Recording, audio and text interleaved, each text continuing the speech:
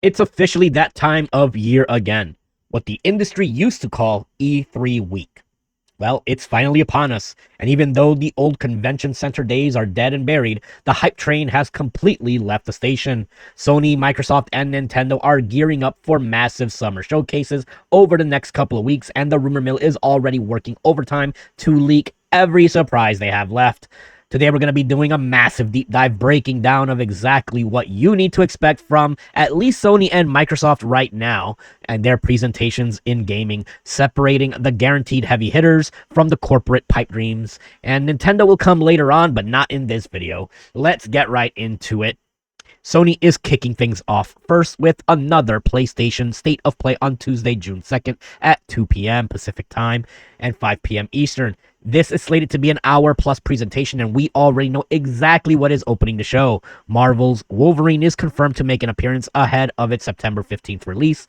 Insomniac has explicitly promised a look at Logan's brutal and relentless combat, and it sounds like we are finally going to see how this plays differently from their Spider-Man formula, presumably with a significantly higher body count and a lot more blood.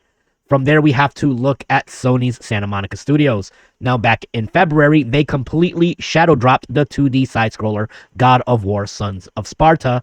Whether that was well received or not is another story. But alongside the official announcement for the Kratos trilogy remake. Since we only got a logo for those remakes a few months ago, expecting actual gameplay right now might be a massive stretch. But the real question is whether we see Santa Monica's other long-rumored projects. Are we finally going to get a look at the Faye-focused God of War spinoff? Or better yet, the brand new sci-fi IP being held by Cory Barlog? They are incredibly busy over there, and Sony needs some major first-party firepower right now. Speaking of needing firepower, it's absolutely time for Naughty Dog's intergalactic The Heretic Prophet to re-emerge. It has been almost 18 agonizing months since that initial reveal trailer, and Neil Druckmann has heavily hyped this up as the most ambitious game that the studio has ever made. We need uncut gameplay, and frankly, we need a release window.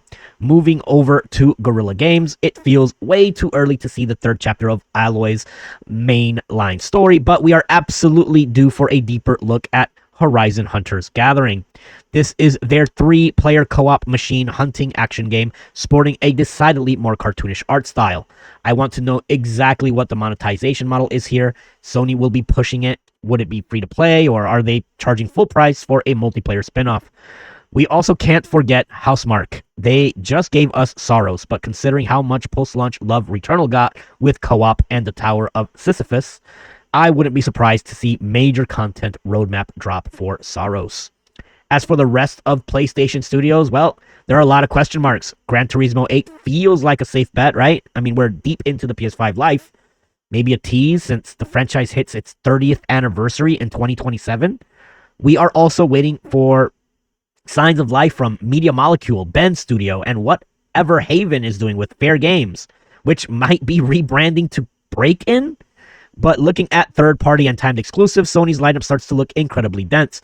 Phantom Blade Zero set for September 8th, and S-Game action title looking more and more impressive with every single time they show it.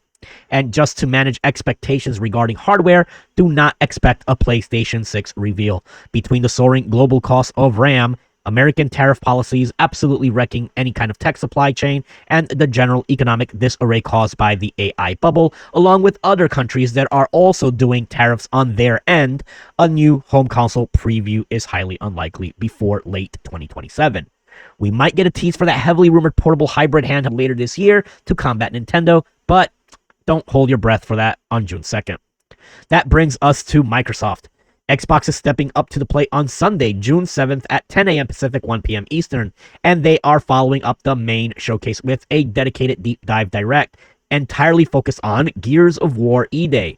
This is the big one. First teased at last year's show, Xbox has explicitly stated this direct will take players into the start of Emergence Day, with heavy gameplay, developer insights, and presumably a locked-in 2026 release date. But the main Xbox Game Studio presentation has a massive amount of ground to cover. Playground Games just pushed out Forza Horizon 6, but Their Fable reboot was recently hit with a delay out of 2026 into February 2027. A massive gameplay blowout here is almost guaranteed to soothe the fan base and prove that development is on track. We're also slated to see the rebranded Halo Studios show off Halo Campaign Evolved. Yes, this original Master Chief Story remake is coming to PlayStation 5 eventually, but Microsoft is absolutely going to debut the gameplay on their own stage. Personally, I am desperately waiting for an extended look at In Exile's Clockwork Revolution. This incredible looking blend of Dishonored and BioShock has popped up a few times now, and after last year's gameplay debut, we need a hard launch date. And then we have the MIA Studios. What on earth is Rare doing? Everwild was quietly taken out back and canceled last summer, leaving the legendary studio in a really weird spot. They are still supporting Sea of Thieves, but are we finally going to see a return to Killer Instinct or Banjo-Kazooie? State of Decay 3 from Undead Labs went completely dark after resurfacing in 2024, so they are due to show up.